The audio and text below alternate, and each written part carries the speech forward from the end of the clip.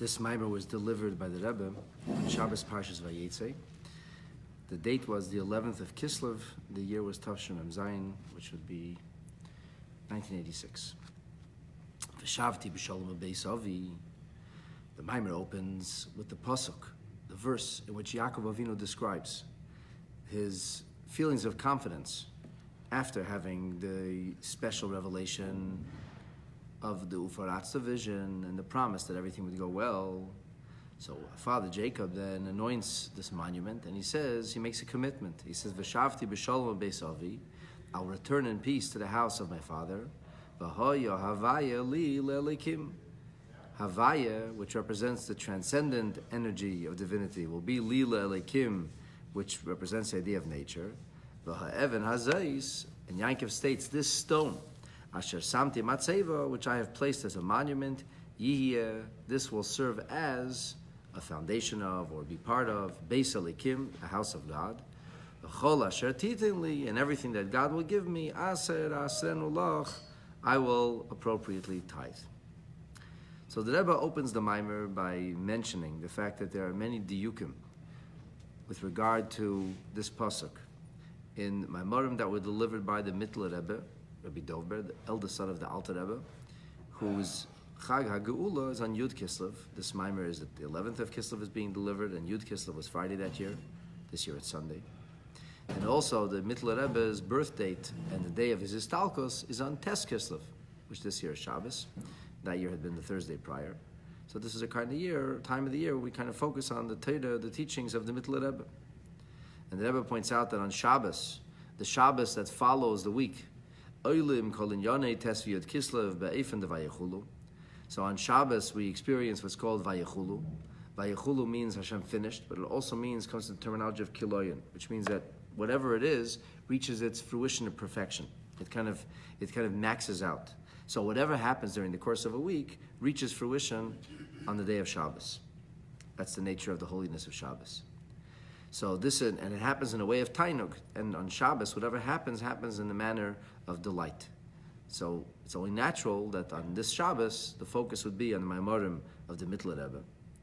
And these are found in a book which is called Teres Chaim, on the Parsha. And the truth is that these diyukim predate the Mittler Rebbe. His father, the Alter Rebbe, also speaks about this pasuk in similar fashion in Torah of the Parsha. And then there's also the Maimarim of the subsequent generations. The successor, the son-in-law of the Mittler Rebbe and his successor, the Tzemach Tzedek, who was the grandson of the Alter Rebbe, in Ur HaTorah, and in Drushe, Rabbi Seinu, and Esienu, and the Maimarim of the Rabbeim in their generations. What's the diuk? So the diuk is, it says Veshavti. The word Veshavti in Hebrew means I shall return. So in Torah literature, when you use the word Veshavti, I shall return, what's the first thing you think of? Veshavti, I will return. So what noun? That's a verb. Veshavti, I will return. What's the first noun we think of? Tshuva. Tshuva, the noun of tshuva. The neisif lazeh shahapidush hapashut.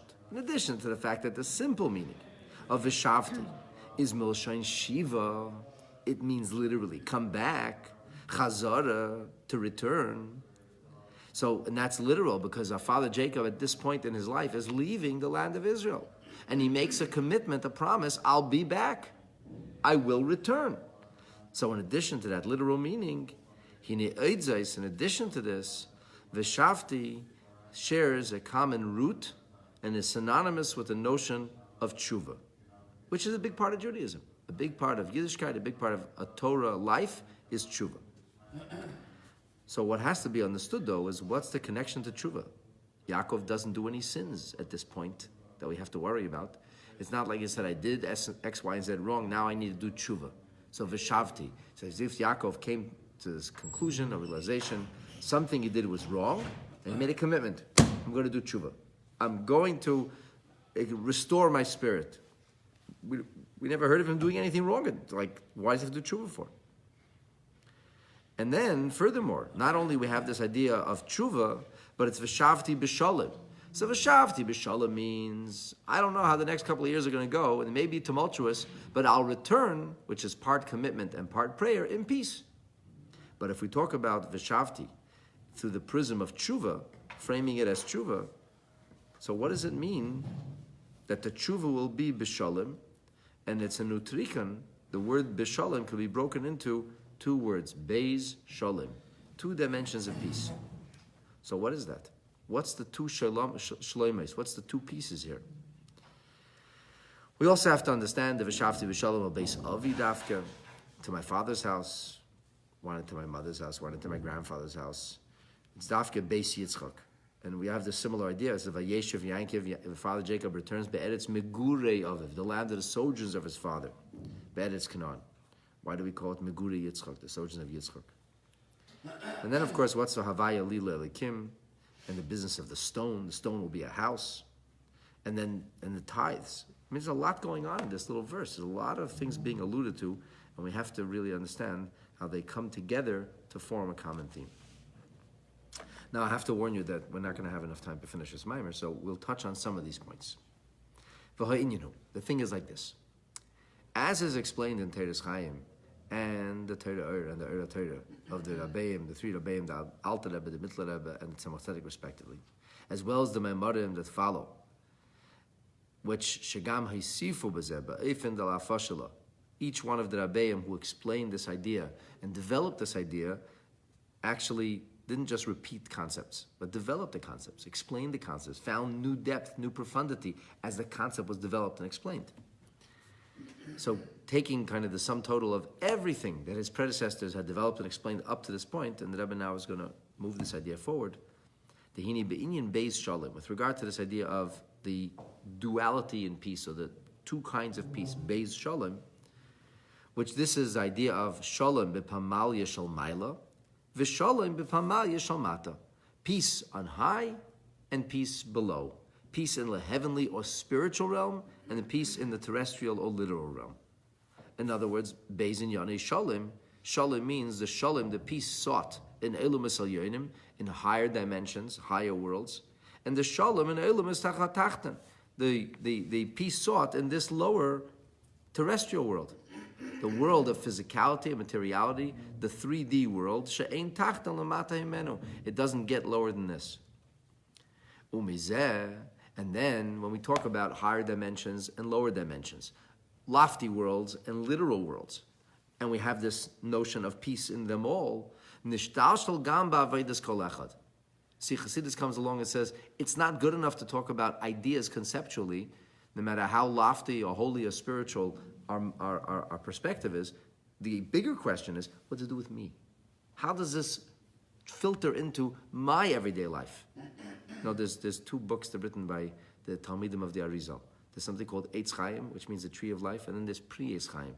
Then there's the fruit of the tree of life. So Eitz Chaim talks entirely about a heavenly reality, about higher realms, about a deeper kind of existence that we can't fathom or see literally. But it talks about this whole spiritual realms. Pri Eitz Chaim talks about the mitzvahs and how they impact those higher worlds. There's the difference between Eitz Chaim is in the heavens, and Eitz Chaim deals with us, and what does this mean to us? And Chassidus really takes that notion of Eitz Chaim and brings it into a whole new reality, a whole new level, a whole new realm, where everything has to be translated into some kind of practical lesson in Avodas Hashem, the loftiest ideas. Like it says, Gam es ha'olam nasam belibam. This is an expression of King Solomon in the book of Ecclesiastics, but really, when Shlomo Melech talks about this in Koheles, he talks about the deeper meaning of it is that global ideas, big ideas, holy spiritual ideas, everything has to be found or seen or framed in my own heart. What does it mean to me? If the reality is out there somewhere, it also has to be in here somewhere. So sheyeshnam hashalim binyanim ha'elyonim shel adam. There is the idea of peace in the lofty, spiritual, or higher realm of a person's consciousness or existence. Hainu haneshama shalai, the person's neshama, and on some deep, lofty, profound spiritual level of consciousness. And then there's the shalom binyanim tachtenim. Then there's the peace which we have to seek in the adam hatachten, in the person, the terrestrial human being, as he or she exists, body and soul fused together, and that has to work for us in this world, in this realm. Ubepratius. if we can only get more detailed about this. In Be'ezei Fani Ha'aveda, this can speak about two different modes or dimensions of our divine service, namely the Torah and the mitzvahs. The study of Torah, the knowledge of divine ideas, and grasping and understanding that knowledge, knowing that. And then there's the notion of things which have to be done. Mitzvahs are not theoretical, mitzvahs are practical. They have to be carried out in the flesh, in the most literal rubric of existence. So Torah represents hamshacha milmaila. Torah represents taking something from a lofty level and bringing it into my understanding, my consciousness, my frame of existence on a theoretical sense. Masha enken ha-mitzvahs, when it comes to mitzvahs, it's not about taking some lofty idea that's out there and say, okay, so how do I bring it down into my world? What does it mean to me? How can that idea be grasped by the human mind within the metaphor or framework of my everyday existence and my familiarity and experience? That's what Torah is. But mitzvahs are, how do I take this and do with it what Hashem asked me to? So if this is wool or leather, if it's wax or oil, is a mitzvah to be done with it. So what's the appropriate way? How do I take this physical material item? How do I harness it, modify it, channel it, utilize it so that a mitzvah should be performed? You got a pile of flour in front of you and you can go get water from a well. How do I turn that into a matzah? A matzah that I should be able then to eat in the appropriate way on the appropriate time to fulfill the mitzvah. So the halachas or the strictures that govern the performance of mitzvahs are all about how do we take that physical item, how do we do this physical thing in a mitzvah way, the way Hashem told us to do it. So that's called birur hamata. That's called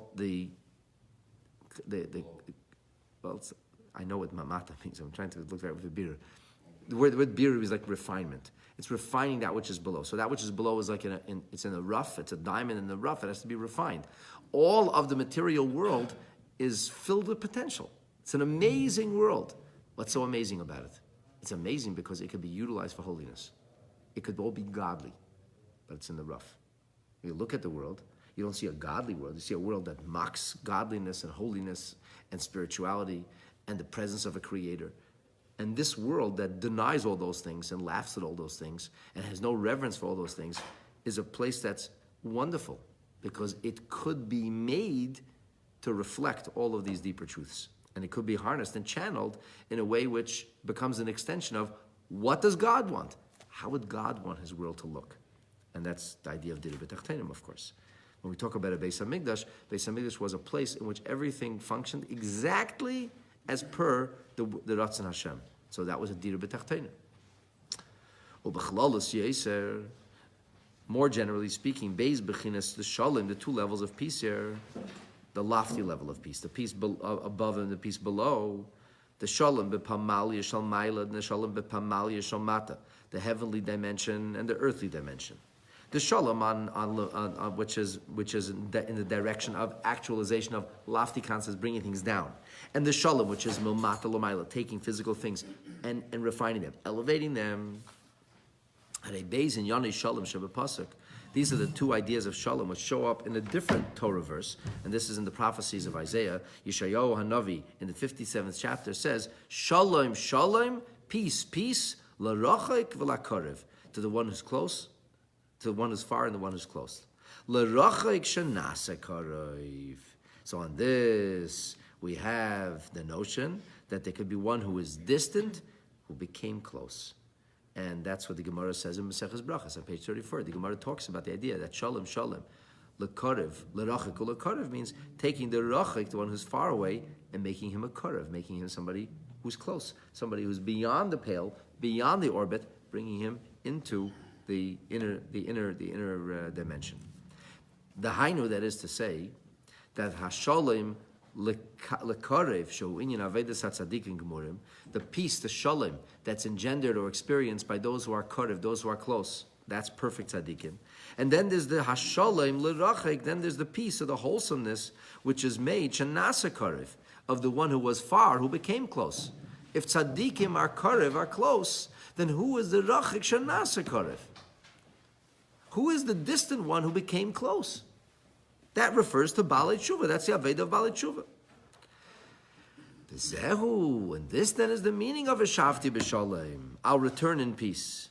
Veshavti koi alavedes hatshuva. Veshavti brings to mind the concept of tshuva, as we mentioned right in the outset.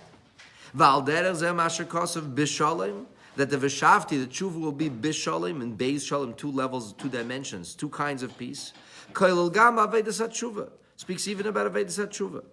How does that work? Because of zeh medaber al hagili de lasad lavei. This pasuk, in its fullest sense, is not speaking about the reality of now. This is the future reality. It's the reality of now, but really the reality of tomorrow. This is the gilui. This speaks about the revelatory experience that will unfold when Mashiach will come. Hashayach la'avedas hatshuva dafke. This is connected specifically to the aveda, to the service and efforts made to try to reclaim innocence, to try to retrace our steps, to come back. The noisef lozeh, in addition to this notion, shekvar kolo kol hakitzim ve'in hadavar tali ela b'tshuva, which this is an expression the Gemara said already in its time. All the appointed times of Mashiach have passed. They thought, okay, the first galus was 70 years, the second galus would be 70 years. Bar Kochva came along, it didn't work, a disaster. And they thought another appointed time. The Gemara says, Kala Kala Kitzim, the appointed times are all come and gone. So why is a Mashiach here yet? This they said 17 centuries ago. So only tshuva. Tshuva is what's needed now. So besides the idea of tshuva in general, which would be the idea of making Bali tshuva and bringing Yidden home to Yiddishkeit, and that's the idea of tshuva, and that stimulates the greatest transformation and brings about the change that we're all waiting for. It accelerates the process of redemption. So besides all of this, that in Yanishal Mashiach is connected to tshuva, like it says, Mashiach asa, Mashiach will come, says the Zohar. La'asava, to bring or enter, tzadikaya, the right to purely righteous, v'tiyufta in tshuva in return. Shahachidish be'ibiyas HaMashiach tzidkenu, that the chidish of Mashiach yiyah masha'az tiyah loirak mailas avedas hatzadikim. Not only will it be the virtue of avedas hatzadikim, which is the idea of tamidim kesidron, the idea of the tzadikim, they don't miss a beat. Every I is dotted, every T is crossed. Every opportunity that they had in Avodas Hashem was fully performed. No wasted days, no lost opportunities, no forgotten ability that was left somewhere. Everything was fully harnessed and utilized. That's a shleima. That's a perfect perfection of Avodas Tshuva. Elagam mailas Avodas Bali HaTshuva. There's also the virtue of Bali HaTshuva, means opportunities lost, days wasted, chunks of life that weren't utilized. Asher b'makom shebali tshuva imdim, that we all know what the words of our sages, which the Rambam quotes in Halacha, that even the place where tzaddik, the greatest of tzaddikim are, in the place where Bali Tshuva stand, the greatest of tzaddikim can't stand there, can't exist there. So that this adds the shleimus, not only the idea of Mashiach being connected to tshuva, but this talks about the idea of a shleimus, a perfection in the notion of tshuva. This helps us explain. So now we know what it means Veshavti. Veshavti Beshalom Beisavi. Yaakov Avinu is now preparing the way for the future Beis HaMikdash, which rises to its full perfection, of course, only when the third Beis HaMikdash is built. So Yaakov's promise on that mountain, on a windswept rocky mountain, when he establishes a monument and he says Veshavti Beshalom, is talking not only about his immediate future. It's not talking what Yaakov will do in more than in 2 decades or so. It's not talking even about what happened a few hundred years when the first Beis HaMikdash was built. But ultimately, this stretches across millennia, and Yaakov Avinu is paving the way, and he's laying the foundation for the future with Mashiach. And that's why he says Veshavti Beshalom. The idea of Veshavti, the idea of tshuva, is what's necessary for the Beis HaMikdash to rise in its fullness, in its mature form. So, in addition to all of this, the concept of tshuva has to be Beis Shalom, Veshavti, Beis Shalom. Yaakov Avinu says that this will be done in a way, in the perfect way, which tshuva has to be done in a way of shleimut, in a way of perfection, utilizing all of its possibilities. And this will help us also understand why he says Al Beis Avi. Because since this pasuk, as we explained it, is not referring to Yaakov's immediate future, it's not referring to Yaakov's promise to come home to Israel, but rather, this is Yaakov charting the course of the future. Just like the prophecy he received was futuristic, Ufaratzta Yoma V'Kedma, a prophetic sentence that encapsulates the fortunes of the Jewish people until the end of time, and in fact, especially in the end of time, fully fulfilled only when Mashiach comes. So Yaakov's statement is also like that. He's also speaking about the immediate future, but more importantly, the extreme distant future for him at the time, which hopefully for us is the immediate future. The la'asad lavai, the future that is about to come. It's known that the revelatory realities of the future, that's connected to Yitzchak. So we have three patriarchs, Avraham, Yitzchak, Yaakov, and we know that the reality of Avraham, Yitzchak, Yaakov spells the past, the present, and the future. And Yitzchak represents the future. Kimavur, Bekarim says, explained in many places. The Gemara makes a statement like this on Masechet Shabbat on page 89, where it talks about the ideas of Matan Torah. And this is elaborated on in Chassidus and Alter Rebbe and Torah in many places. That when Mashiach will come in that future that hasn't yet unfolded, then we'll say to Yitzchak Dafka, Ki ata avinu. Now we don't understand the efforts of Yitzchak. The least information of the patriarchs is about Yitzchak. And we don't know exactly what Yitzchak represents. He dug wells. What does that mean? But this is the Teichen HaHefesh ben Avedis Yitzchak LaAvedis Avram. The big difference between Avram Avinu's efforts and Yitzchak's efforts. She'ikir in Yoneh Shal Avram, the idea of Avram was Hamshacham al Ma'il Lamata. He brought godliness into people's consciousness. He introduced godliness into a world that had forgotten all about it. So he was taking things from a lofty plane and bringing them down, actualizing them. Commissioner Kosov, like it says, Ki Yodaitiv, God says about Avram Avinu, I know, Laman, Asher, Yitzava, as Bonav, as basic as Avram, commands, which really means to connect his household, his children, his household, Achrav, V'shamru derech Hashem, they keep the way of God, Lases, Tzedako, Mishpat, to do righteousness, to be just.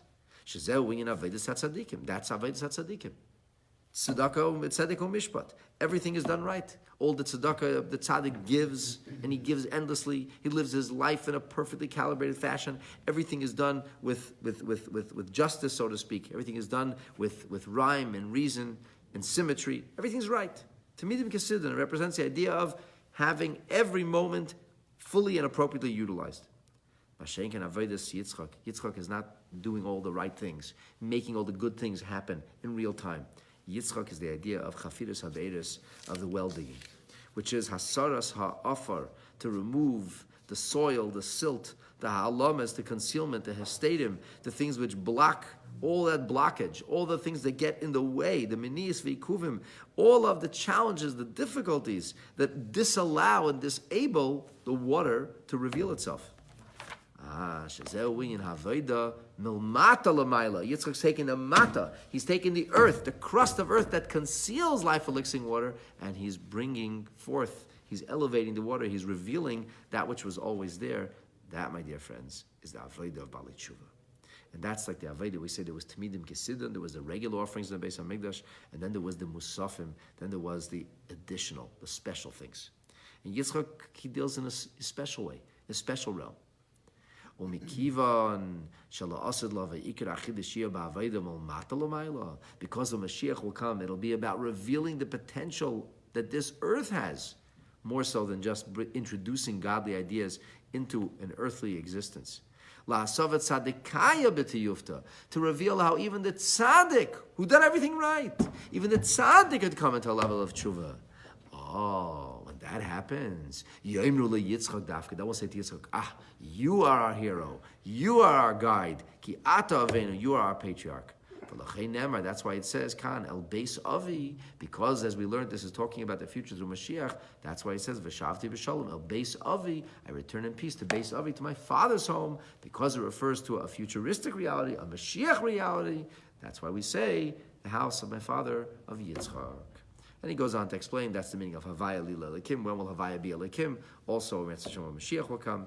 And the idea of the stone becoming the monument, being Beis Elikim. He talks about that whole idea of elevating stones and what stones represent. And all of this together comes to the perfection of tithing, which represents a number of 10, and the idea of the full potential of this world being developed, which is made of, everything is made of 10, and that's connected to the coming of Mashiach and the rebuilding of the third Beis HaMikdash in multiple ways, as the Mamar goes on to detail. May all of this be speedily in our days. Amen. Shabbat Shalom. Good Shabbos. Thank you everybody for joining us.